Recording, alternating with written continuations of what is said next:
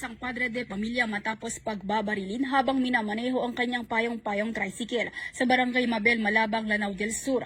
Nito lamang ika-27 ng Nobyembre taong kasalukuyan.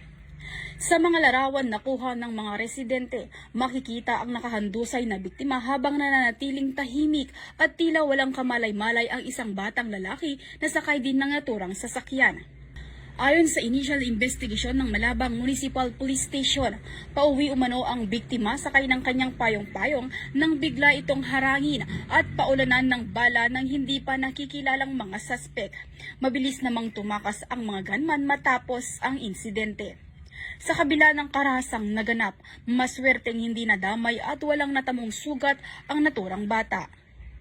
Hanggang sa ngayon ay patuloy pang inaalam ng mga otoridad ang pagkakakilanlan ng biktima, gayon din ang motibo sa pamamarila at agad nang naglunsad ang Malabang PNP ng hot pursuit operation upang matukoy at madakip ang mga responsable sa naturang insidente.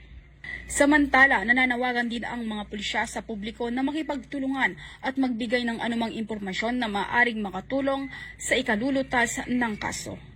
Mula rito sa rehiyon ng Bangsamoro, ako si Patrolwoman Veronica Lagi, nagbabalita para sa Police News Network, alagad ng batas, taga-taguyod ng Balitang Pulis.